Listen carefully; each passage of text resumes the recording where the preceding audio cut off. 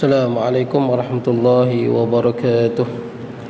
إن الحمد لله نحمده ونستعينه ونستغفره ونعوذ بالله من شرور أنفسنا ومن سيئات أعمالنا. من يهده الله فلا مضل له ومن يضلله فلا هادي له. أشهد أن لا إله إلا الله وحده لا شريك له وأشهد أن سيدنا ونبينا محمدا عبده ورسوله. اللهم صل وسلم وبارك على سيدنا محمد وعلى آله وأصحابه أجمعين. سبحانك لا علم لنا إلا ما علمتنا إنك أنت العليم الحكيم. رب اشرح لي صدري ويسر لي أمري واحلل عقدة من لساني يفقه قولي. اللهم لا سهل إلا ما جعلته سهلا وأنت تجعل الحزن والصعب إذا شئت سهلا ولا حول ولا قوة إلا بالله العلي العظيم. أما بعد. Hadirin sejemaah yang dirahmati Allah, alhamdulillah pada malam ni kita dapat bertemu. Tuan-tuan semua sihat no? Alhamdulillah. Kita berhenti di mana tuan-tuan? 112, betul tak? 112 di bawah tu kan. Kita berada di bawah kitab kita Asas Aqidah Islam bab 14, pemilihan Rasul dan tugasnya. Dan kita di bawah topik, subtopik dia tugas-tugas Rasul. Jadi sambungan dia pada muka surat 112. Kita dah bincang sebelum ni tugas-tugas Nabi, apa itu tugas-tugas Rasul diutuskan kepada manusia.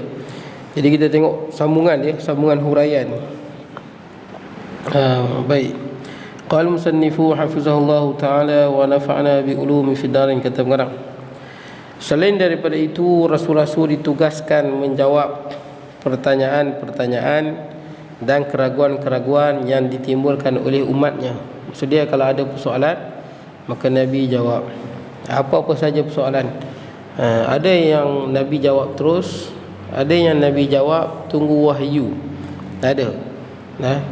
Contohnya bila orang tanya Nabi, tuan-tuan baca dalam Quran, kita banyak jumpa ayat wa yas'alunaka 'anir ruh, mereka bertanya tentang ruh. Wa yas'alunaka 'anil mahid, mereka bertanya tentang perempuan haid.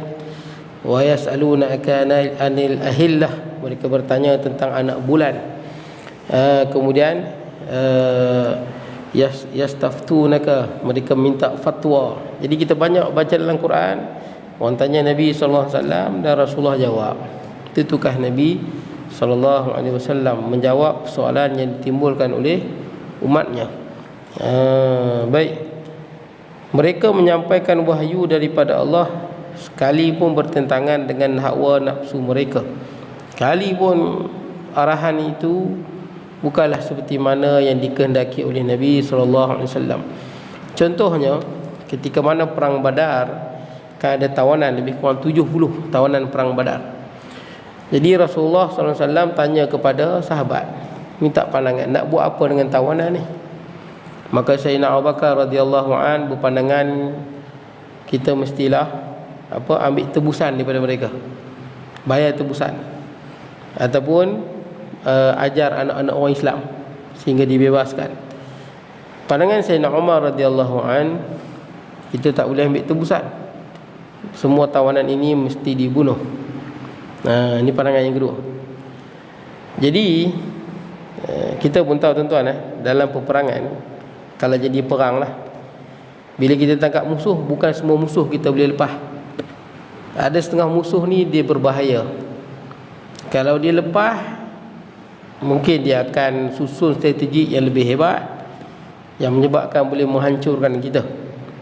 Kalau kita lepas dia ni, banyak rahsia-rahsia kita yang dia tahu.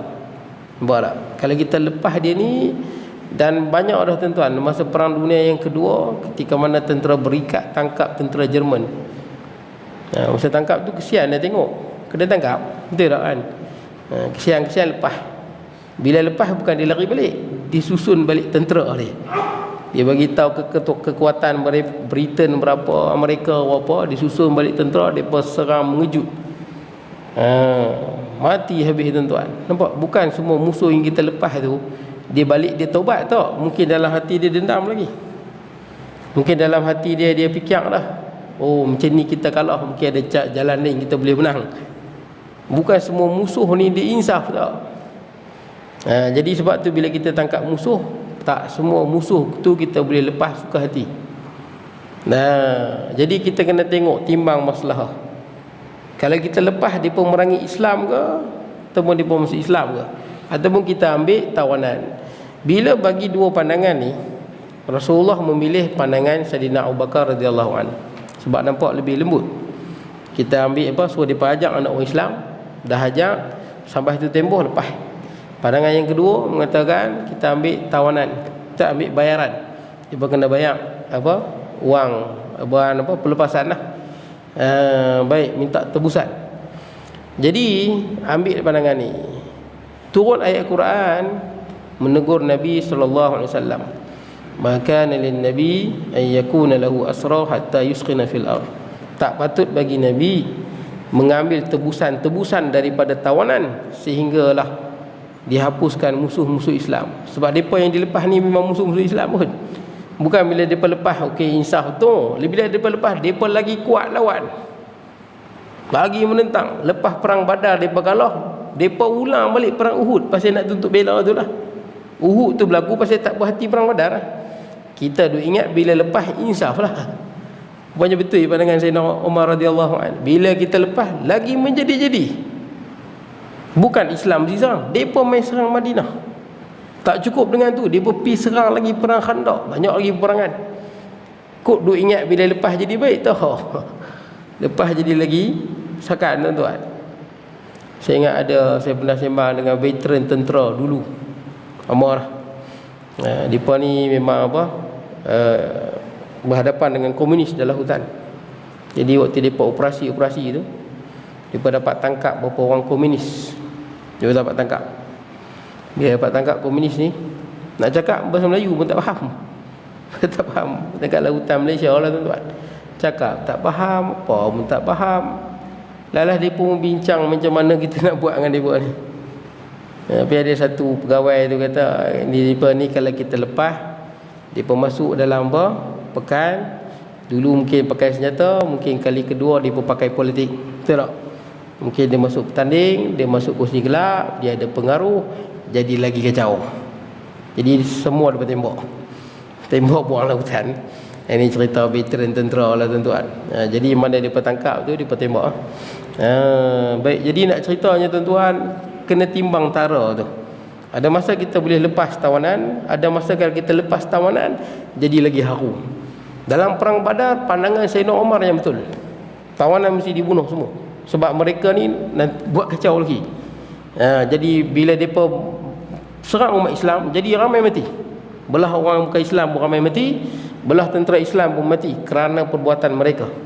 Jadi Allah menegur Nabi Muhammad sallallahu alaihi wasallam. Bila turun ayat tu yang menegur Nabi sallallahu alaihi wasallam, tak boleh ambil tebusan, kena bunuh semua. Jadi menangis Sayyidina Abu Bakar, menangis Nabi sallallahu alaihi wasallam. Dan menangis Sayyidina Abu Bakar. Nangis sungguh. Sebab telah berbuat keputusan yang seperti mana yang tidak dikehendaki oleh Allah. Jadi bila tengah menangis tu, datang Sayyidina Umar. Sayyidina Umar tengok Rasulullah dengan SAW dengan Sayyidina Abu Bakar radhiyallahu anhu menangis. Sayyidina Umar tak tahu pasal apa nangis.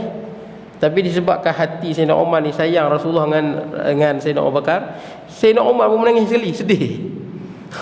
Tak tahu sebab apa. Kemudian barulah dia bagi tahu Allah Taala menegur.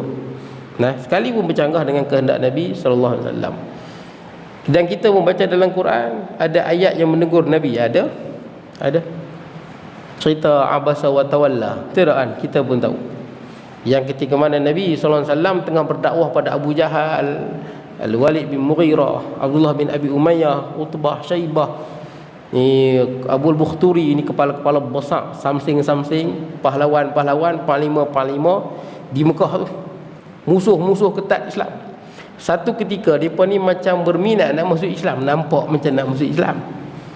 Depa ni kalau masuk Islam ni, kepala-kepala gangster besar ni masuk Islam, kepala-kepala suku besar ni, mudahlah nak dakwah. Jadi satu ketika depa ni nampak macam berminat dengan Islam. Maka Nabi SAW pun layan mereka, semangat berdakwah.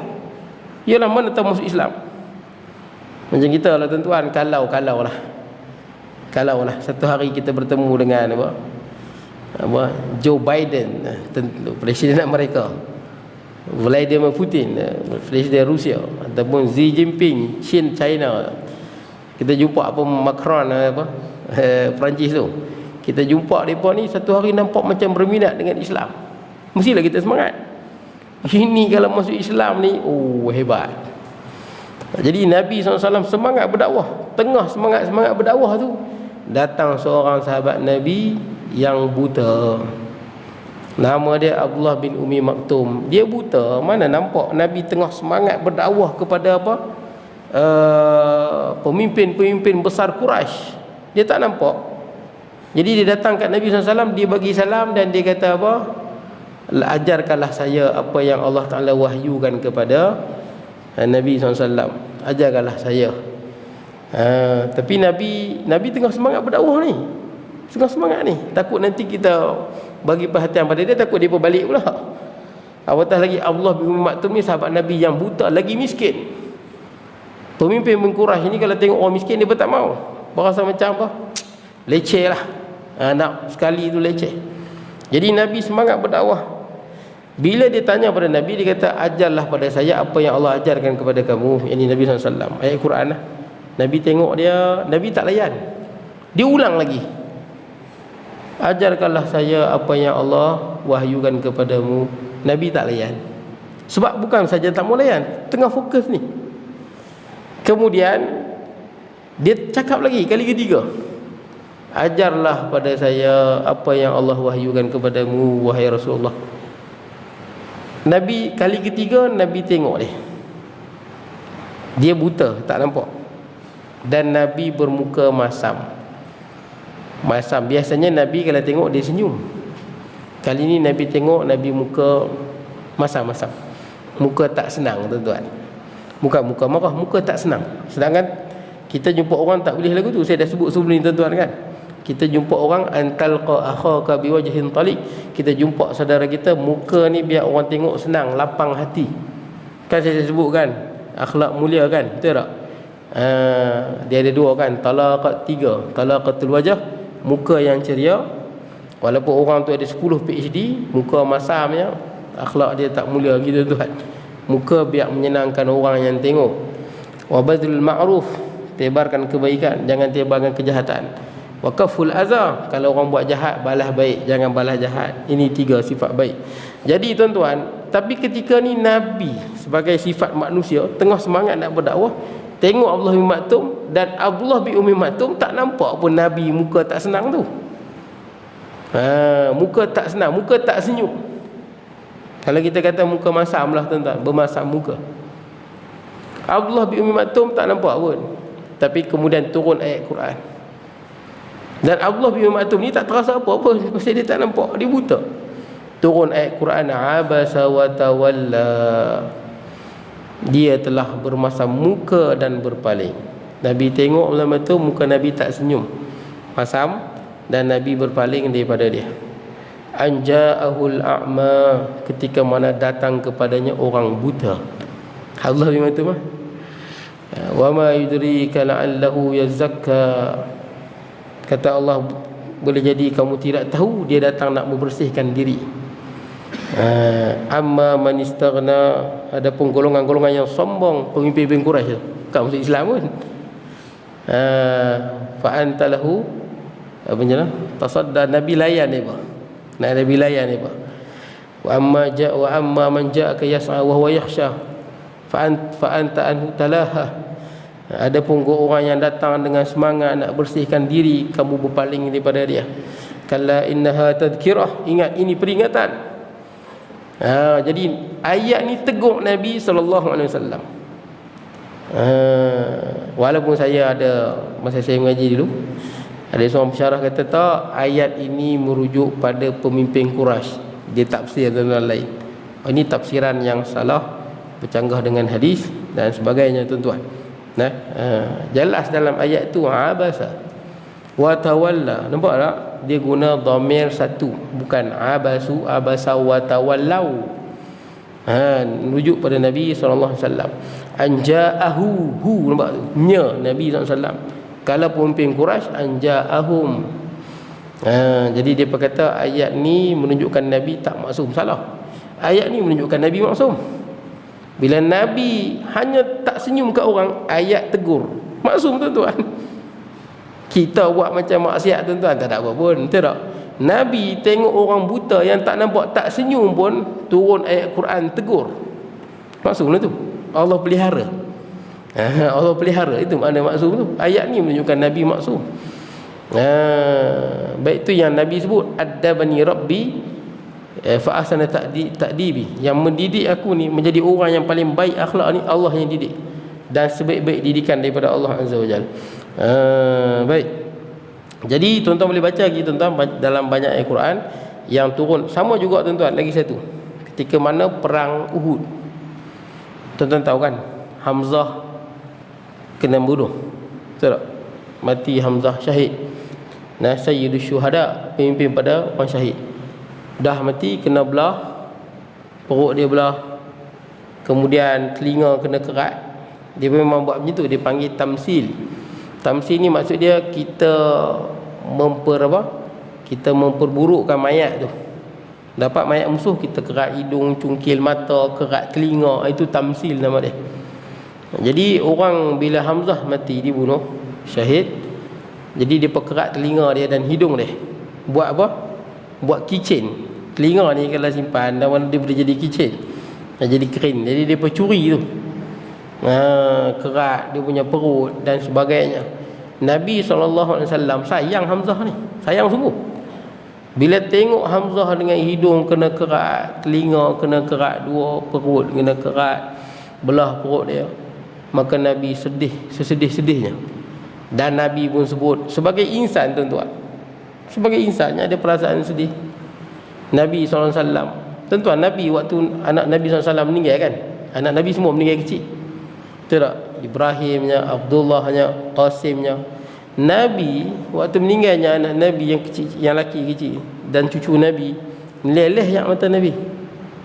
Lumrah tuan-tuan, sedih manusia. Tak menangis, ni robot dia tuan-tuan. Nabi meleleh yang mata. Sampai sahabat ada tanya kan, mahadha, ni apa meleleh air mata ni? Sebab sahabat tu sangka, adakah bila kita ditimpa musibah kita menangis tanda kita tak redha? Bukan. Bila tengok Nabi meleleh air mata waktu Nabi pegang cucu dia, anak Zainab kalau tak silap, yang meninggal tu, waktu ni dia nak meninggal lah cucu Nabi ni, tengah nafas kuat, kecil lagi, bayi. Nabi pegang meleleh air mata Nabi SAW. Jadi ada sahabat tanya, mahaza, air mata ni, adakah air mata ni menunjukkan tak redha? Kata Nabi SAW, tak. Hazihi rahmah ja'alallahu fi qulubi man sya'a min ibadih. Kita bila meninggal orang yang kita sayang, meleleh air mata, inilah rahmat yang Allah Ta'ala letak dalam hati. Bila kita hilang ni, kita sedih, lumrah. Siapa kematian isteri ke anak ke, bila mati tak sedih pun. Elok orang dia mati pun. Yang ni tak ada rahmat. Yang ni tak ada rahmat. Mustahil tuan-tuan. Kalau ada orang kan, kita jumpa, kita beritahu anak hang balik sekolah, kena gilis dua-dua mati. Elok orang mati betul, ketegak. Yang ni orang yang tak ada rahmat. Dalam hati tak ada rahmat. No, kalau ada rahmat mesti sedih, meleleh air mata. Nabi meleleh air mata. Jadi tuan-tuan, Nabi bila tengok jasad Hamzah yang ditamsil teruk, Nabi sedih. Dan Nabi sebut, kalau perang lagi sekali, 70 jenazah mayat dia pun kita buat lagu ni. 70 kita buat lagu ni. Allah Ta'ala tegur Nabi SAW. Dalam Quran ada, laisa laka minal amri syai'un, bukan urusanmu wahai Muhammad tentang nak buat lagu tu. Au yatuba alaihim au yaghfir lahum au yatuba alaihim, sama ada mungkin boleh jadi depa ni Allah ampunkan depa, au yu'azibahum, mungkin jadi Allah azabkan mereka. Au yatuba alaihim laisa laka minal amri syai'un au yatubu alaihim au yu'azibahum, bukan urusanmu tentang mereka wahai Muhammad. Boleh jadi satu ketika Allah ampunkan mereka. Kan dalam perang Uhud ada yang masuk Islam, Ikrimah masuk Islam, mati syahid. Khalid Al-Walid masuk Islam, jadi pejuang Islam yang hebat. Abu Sufyan masuk Islam, ramai. Hatta Hindun yang upah Wahsy itu kan, Wahsy yang tombakkan Hamzah masuk Islam, dan Wahsy yang bunuh Musailamah Al-Kazzab yang mengaku jadi Nabi, Hindun pun masuk Islam. Anak dia Muawiyah jadi penulis wahyu, menjadi khalifah Islam yang pertama yang lepas apa, Khulafa Ar-Rasyidin kan, menjadi khalifah setelah tu yang paling hebat, raja yang pertama. Kata Allah, boleh jadi sebahagian mereka ni, kafir Quraisy ni yang perang ni masuk Islam, Allah ampunkan, memang ada. Dan boleh jadi juga sebahagian mereka yang tak masuk Islam, Allah Ta'ala azabkan. Allah menegur Nabi Muhammad sallallahu alaihi wasallam. Tuan-tuan, tapi kita baca Quran ada. Ini menunjukkan Quran bukan daripada Nabi sallallahu alaihi wasallam. Kalau orang yang buat kitab tu, takkan dia tulis kitab yang mana tegur dia. Takkanlah nak ada surah dalam tu yang menegur dia, surah yang membetulkan dia, mesti tak ada. Tapi kita baca Quran ada ayat-ayat yang mana Allah Azza wa Jal menegur Nabi Muhammad sallallahu alaihi wasallam. Baik. Walau bagaimanapun tugas dan kewajipan Rasul hanya sekadar menyampaikan wahyu daripada Allah dan bukan menjadi tanggungjawab sama ada diterima oleh kaumnya ataupun tidak. Tugas Nabi hanya menyampaikan. Sama kita, tuan-tuan. Kita kalau tengok ada orang buat salah, buat maksiat, kita tegur saja. Tugas kita menyampaikan. Dia nak terima tak terima tu bukan kerja kita, tuan-tuan. Ingat, tugas kita menyampaikan.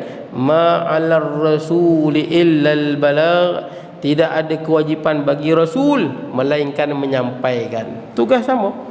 Ustaz, tuan-tuan pun sama, tuan-tuan orang Islam, tuan-tuan pendakwah. Kita jumpa ada kawan kita yang dah tak semayang berpuluh tahun, ataupun semayang dia tak betul, ambil wuduk tak betul, kita tegur dia marah. Cukup, kita tegur tak perlu lebih-lebih, kita tegur kita kata, haji salah semayang haji macam ni.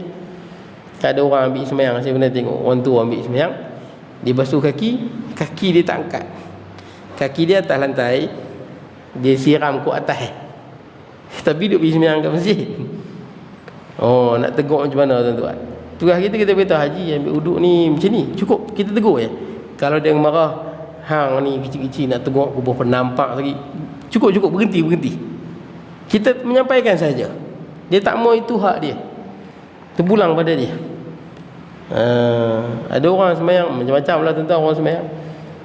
Ada orang semayang, dia semayang tapi tak baca. Ada kan? Semayang diam. Boleh ke, tuan-tuan, macam tu? Semayang diam, baca dalam hati. Tak boleh. Tapi kalau kita tengok, kadang-kadang dia terima. Habis ada setengah orang dia marah. Saya ingat ada satu kes, seorang ustaz cerita kat saya, di belah Kuala Lumpur tu, dia bagi mandi mayat. Satu masjid tu, dia bagi mandi mayat, dia bagi telanjang mayat. Masuk di tempat mandi mayat tu, dia bagi bogel terus mayat tu, dia bagi mandi. Boleh ke, tuan-tuan, macam tu? Aiblah mayat. Saya terkejut, tuan-tuan, bila ustaz tu cerita, terkejut saya. Ada orang lagu tu, dia bagi bogel terus mayat tu. Jadi dia tegur, kata, haji tak boleh ni, haji, aib mayat ni. Walaupun dalam tu ada 3-4 orang, tapi mana boleh bogelkan dia? Tutup aurat dia. Haram hukum dia, kita malukan dia. Haji ni marah terus. Hang ni muda-muda nak tegur. Dah lama dah aku buat lagu ni. Haji tu marah dia. Tuan-tuan, bukan semua orang, tuan-tuan, boleh terima. Ada satu tempat lagi saya ingat, dia buat korban. Jadi bila buat korban ni,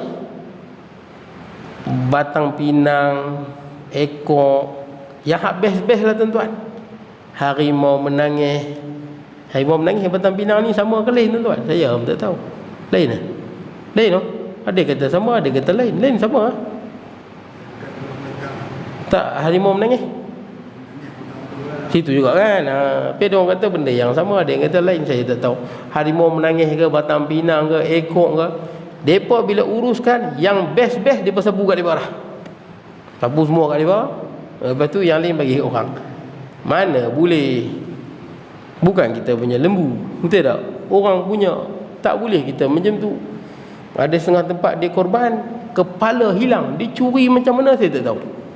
Kalau ekor hilang tak apa lagi lah kot tuan-tuan. Kepala hilang, oh memang terror dia bercuri tuan-tuan.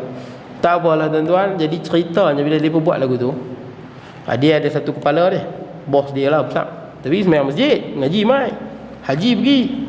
Tapi itulah cara dia urus. Dia ada tim dia dah. Kampung ni semua ikut dengar cakap dia. Bila dia urus, dia ketua. Bila dia ketua macam itulah. Bahagian-bahagian yang best ni ambil kat dia. Yang hak best-best semua sapu kat dia. Yang lain pun bagi orang. Tak apalah tuan-tuan. Ada satu haji ni tua juga, lebih kurang dia ataupun tua lagi. Haji ni baru main kampung tu. Haji kata tak boleh macam ni.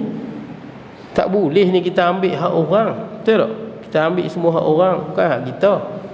Tak ada siapa bagi, kita ambil terus senyap-senyap. Oh, bila tegok-tegok ya, dia kata apa? Okey, tahun depan kita boikot. Boikot. Orang kampung ikut dengan nasihat dia. Pengaruh dia kuat. Jadi dia kata tahun depan kita boikot. Korban tahun depan memang tak ada orang nak buat kerja. Pasal haji ni kata apa? Kita boikot seorang lagi haji tu. Haji juga. Haji ni buat korban, sembelih tak ada orang buat kerja. Pasal apa? Haji ni kata kita boikot. Baby pandai nak teguk sangat. Oh macam tu lah. Dah tadi tak tahulah tuan-tuan macam mana dia panggil juga orang buat. Tapi dipendekkan cerita tuan-tuan, dua-dua ni dah mati dah pun. Mati dah. Saya dengar cerita ni imam yang cerita kat saya. Tapi imam ni cerita sedih. Sebab kampung dia jadi lagu tu, dia tak boleh buat apa. Bila tiap kali korban, segala benda yang best-best ni memang haji tu sapu dengan geng-geng dia sapu. Yang lain boleh bagi kat orang. Walaupun lembu tu bukan lembu dia. Dia ambil ya tuan-tuan. Jadi tuan-tuan, bila imam tu cerita kat saya pun teringat tuan-tuan, tugas kita tegur je. Orang tak mau nak buat lagu mana. Tapi imam tu cerita kat saya dengan penuh perasaan. Dan imam tu kata kat saya, ustaz, tapi ustaz, alhamdulillah mati dah dia. Alhamdulillah mati dah. Orang innalillah, alhamdulillah. Sebab tu kena ingat dalam hidup, kita ni garang lagu mana pun, gangster lagu mana pun, geng kita ramai lagu mana pun, sampai masa mati. Tak? Kita garang lagu mana, gangster lagu mana, geng lagu mana pun, bila kita mati, orang yang tak suka dengan kita pergi tengok muka kita, mati dah hang tu. Seronok tuan-tuan. Alhamdulillah. Imam sebut alhamdulillah, mati dah dia. Hidup jangan jadi macam tu. Jadilah orang yang baik. Betul tak? Bila orang sebut nama kita, moga Allah ampunkan dosa dia, moga Allah rahmati dia. Dia orang yang baik, banyak jasa dia. Tapi kita duduk kampung, kita ada geng sikit, kita buat panggil lagu tu, sampai masa kita mati tengok orang seronok, bukan orang sedih, orang seronok lagi. Orang pun tak mau doakan pada kita. Baik. Jadi tuan-tuan ingat, tugas kita menyampaikan. Saya ke tuan-tuan, siapa-siapa lah tuan, kita orang Islam, kita tegur. Sama kita ada adik-beradik kan. Boleh jadi kita ada adik-beradik yang tak semayang, ada kan? Tak semayang dah berpuluh tahun. Tegur sudah. Dia tak mau, maybe lah dia. Tak perlulah kita nak tepuk-tepuk meja, teraan, baling cawan. Tak payah, kita menyampaikan. Tugas kita bagi tahu, dia tak mau buat lagu mana. Kita ada orang adik-beradik ke orang yang terkena, kita tegur, kena tutup aurat, betul tak? Tutup aurat ni wajib. Tiba-tiba dia marah. Hang ni duk tanya pasal apa? Kubur lain-lain macamlah hang ni ahli syurga. Kan orang marah kan. Rahmat Allah Taala itu luas, macam-macam tuan-tuan, dia marah. Cukup tuan-tuan, berhenti. Jangan kita pergi lebih. Kita hanya menyampaikan saja. Baik, kita tengok dalam firman Allah ayat 56 surah Al-Qasas. Innaka la tahdi man ahbabta walakinna Allah yahdi man yasha wa huwa a'lamu bil muhtadin. Sesungguhnya engkau wahai Muhammad tidak dapat memberi petunjuk kepada siapa yang engkau kasihi supaya menerima Islam. Hatta Nabi tak boleh bagi hidayah pada orang yang Nabi cukup sayang.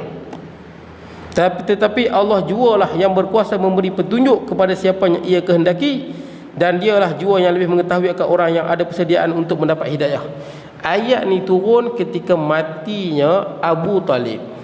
Abu Talib, tuan-tuan boleh tengok dalam semua tafsir, Tabari ke, Qurtubi ke, Fakhruddin Ar-Razi ke, Ibnu Katsir ke. Ini 4 kitab saya sebut ni dipanggil Ummahatut Tafasir, ibu kepada tafsir-tafsir Quran. Tu tafsir besar lah 4 yang saya sebut tu. Ada pun yang lain tu tafsir bawah dia, Jalalain, pun tafsir apa, Ruhul Ma'ani. Ini bawah lagi lah daripada 4 tadi tu, Ummahatut Tafasir, ibu kepada segala tafsir. Semua sebut benda yang sama.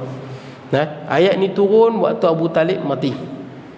Abu Talib tak mau masuk Islam, Nabi nak dia masuk Islam.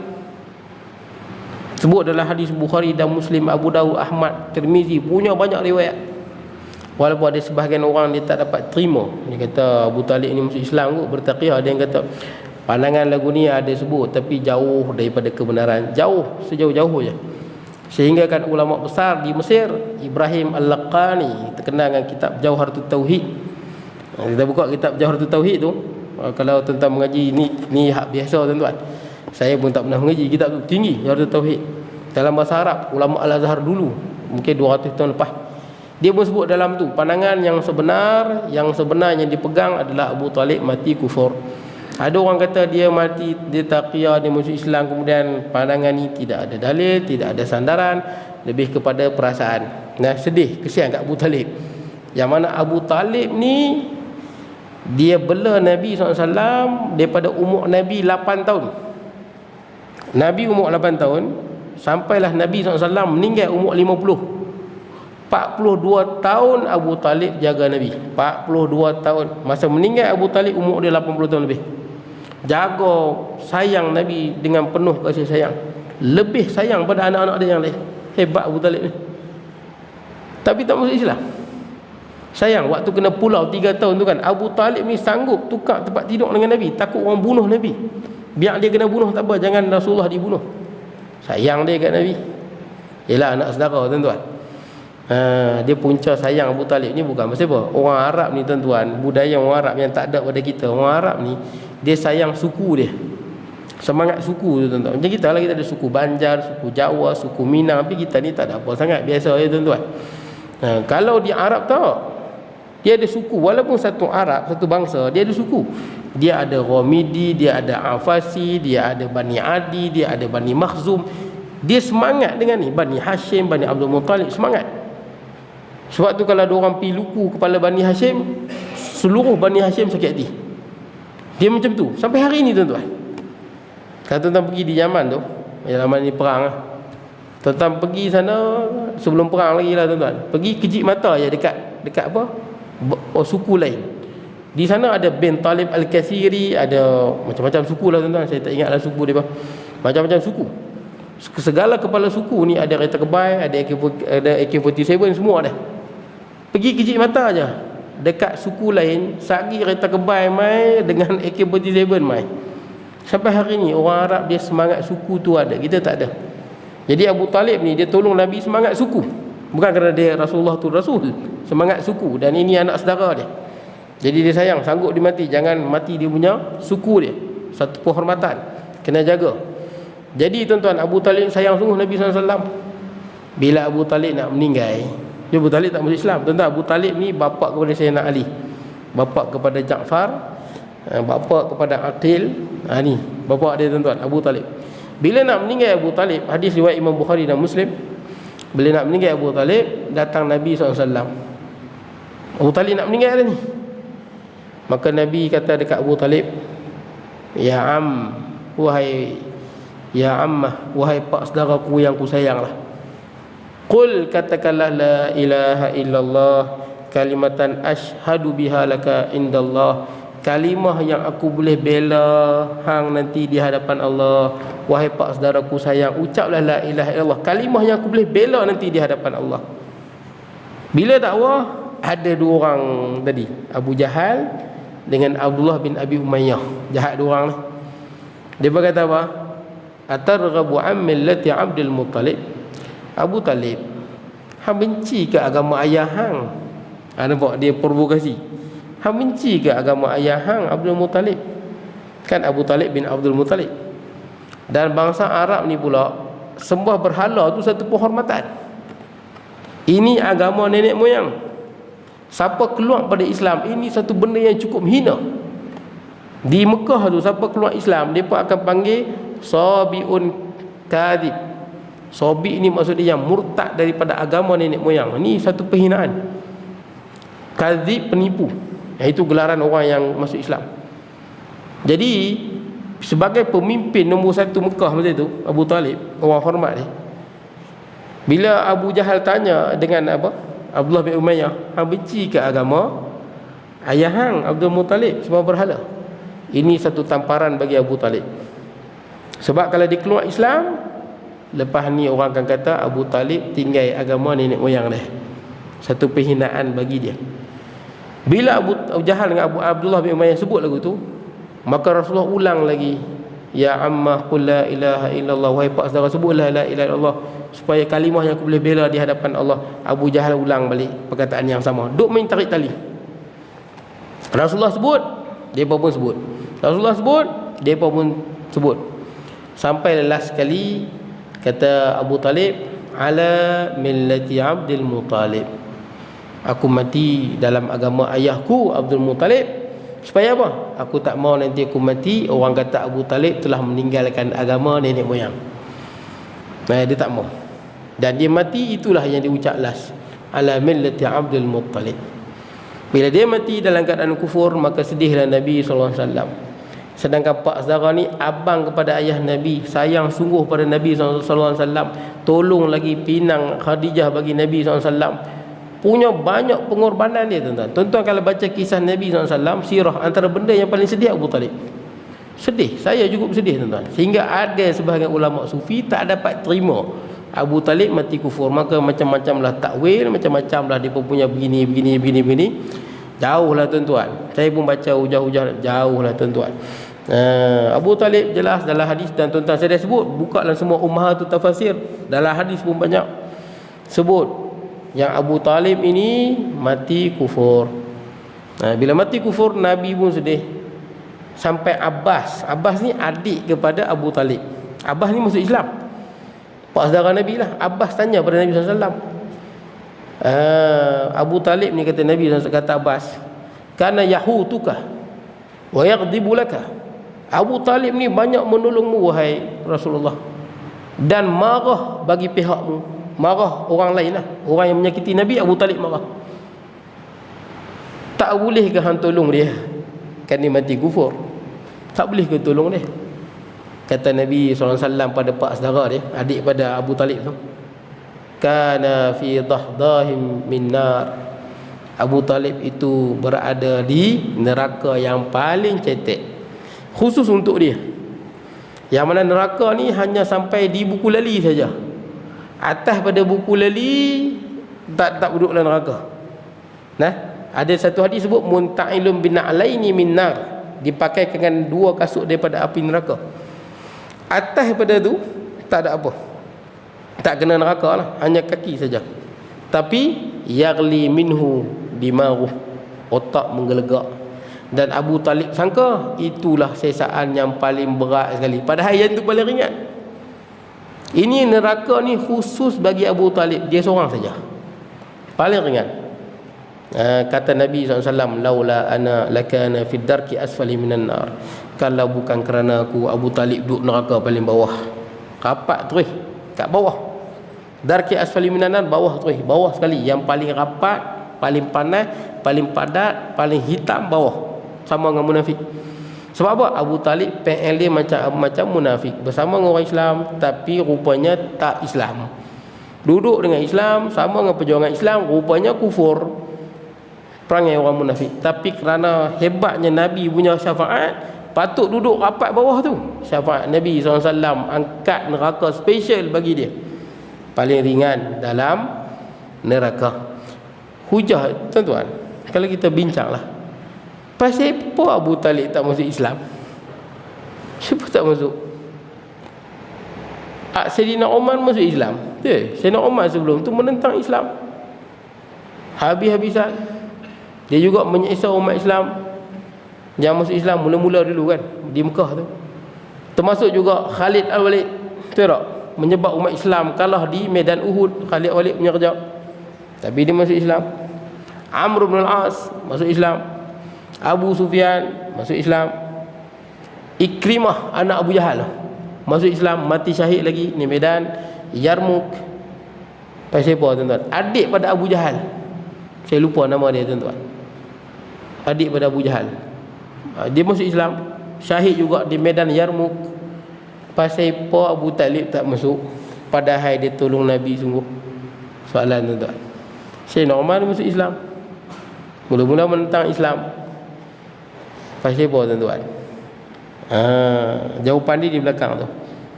Wa huwa a'lamu bil muhtadin, tu jawapan dia. Allah mengetahui orang yang memang nak menerima petunjuk ataupun tak. Ada orang dia tahu petunjuk tapi dia tak mau. Ada? Contoh yang mudah, iblis Betul tak? Iblis tuan-tuan jangan kata tak alim, alim besar. Kita duduk sembang bab syurga, iblis jangan kata sembang, dia duduk dalam syurga. Dia duduk dalam syurga. Kita mengaji sifat-sifat Allah. Iblis jangan kata mengaji sifat Allah, dia bercakap dengan Allah dalam Quran sebut. Iblis di depan mata di syurga, dia nikmati syurga. Tapi dia tak mau. Enggan. Yang kedua Yahudi, betul tak? Dalam Quran sebut alladzina atainahumul kitaba ya'rifunahu kama ya'rifuna abna'ahum. Mereka-mereka yang diberikan kitab, Yahudi dengan Nasrani, kenal Nabi ni macam dia berkenal anak dia. Kenal sungguh, Quran sebut. Kenal. Wa inna fariqam minhum la yaktumunal haqq. Tapi dia pun menyembunyikan kebenaran. Pasal apa? Pasal dia pun tak mau. Dia pun tahu tapi dia pun tak mau. Ada orang, itu yang pertama. Termasuk juga Abu Talib. Abu Talib ni tahu je Nabi itu betul, tapi rasa leceh masuk Islam. Dia macam tu. Rasa leceh nak tinggal agama nenek moyang. Itu sampai sudah dia tak dapat. Yang ni Nabi tak tahu hati manusia. Saidina Umar, kenapa dia menentang Islam? Pasal dia memang tak tahu, dia jahil. Dia tak tahu. Dia lawan Nabi ni pasal dia tak tahu. Sebab tu bila dia dengar adik dia masuk Islam kan, adik Saidina Umar nama dia Fatimah, dengan suami dia, adik ipar dia lah, nama Sa'id bin Zaid. Dia pergi rumah Fatimah, dia pergi belasah Fatimah tu, adik Sayyidina Umar, nama Fatimah. Dia balun. Sayyidina Umar ni badan besar tuan-tuan, tinggi dia 2 meter lebih. Tinggi 2 meter lebih. Kalau naik kaldai tu, dia lepas kaki dia kena ke pasiak. Hanya 2 orang yang macam tu, Hamzah dengan Sayyidina Umar. Kena kaldai, lepas kaki, jalan, kaki tu seret pasiak. Tinggi. Jadi bila dia belasah, Sa'id bin Zaid tolong. Sa'id bin Zaid pun kena belasah. Tiba-tiba dia kesian tengok adik dia kan, darah. Dia minta tengok dalam ayat Quran tu, surah Taha. Baca-baca lembut hati dia. Dia tak pernah tengok Quran. Abu Talib duduk dengar Quran tapi tak mau. First time dia tengok surah Taha, nangis dia. Masuk Islam dia. Sampai adik dia suruh dia mandi dulu kan, baru boleh pegang. Masuk Islam dia. Ada orang menentang kerana kejahilan, ada orang menentang kerana kesombongan lain. Suatu orang yang tahu kebenaran dia tak mau, yang ni susah. Sombong dia tak mau, susah. Siapa yang tahu? Wa huwa a'lamu bil muhtadin. Hanya Allah yang tahu dalam hati tu. Sebab tu jangan pelik kalau ada orang dulu dia teruk, last kali dia dapat petunjuk dalam dia tu. Dia buat dosa lu jahil, tak tahu. Sekali dia tahu baru dia sedar dan dia pilih jalan kebenaran. Ada orang dia tahu benda itu betul tapi dia sombong, dia angkuh kerana apa? Keras kepala, inadan, dia tak mau. Yang ni susah. Oleh itu tidak semua orang dapat menerima seruan sehingga keluarga baginda sendiri seperti Abu Lahab dan Abu Jahal. Bukan Abu Jahal, Abu Jahal bukan keluarga Nabi. Silap ni ya. Abu Lahab dan Abu Talib, tuan-tuan betul kan? Abu Jahal dia bukan keluarga Nabi. Dia Bani Makhzum. Bani lain, Rasulullah Bani Hashim. Jadi keluarga Nabi 2. Abu Lahab ya, adik kepada ayah Rasulullah SAW ataupun abang. Satu lagi Abu Talib. Silap buku ni tuan-tuan. Silap. Abu Talib abang kepada ayah Nabi dan abang kepada Abu Lahab. Inilah keluarga Nabi, tidak menerima seruannya. Bukan Abu Jahal. Abu Jahal bukan daripada keluarga Nabi SAW dan dia lain suku lagi. Dia Bani Makhzum. Baik tuan-tuan, cukup sekadar tu. Syariat Rasul SAW. Akan datang syariat Rasul. Bismillahirrahmanirrahim. Allahumma ja'al jam'an hadha jam'umma wa tafarruqana ba'da tafarruqan ma'suma la taj'al minna syaqiyyan wa la mahmulan wa tula wa sallallahu alaihi wa sallam. Alhamdulillah.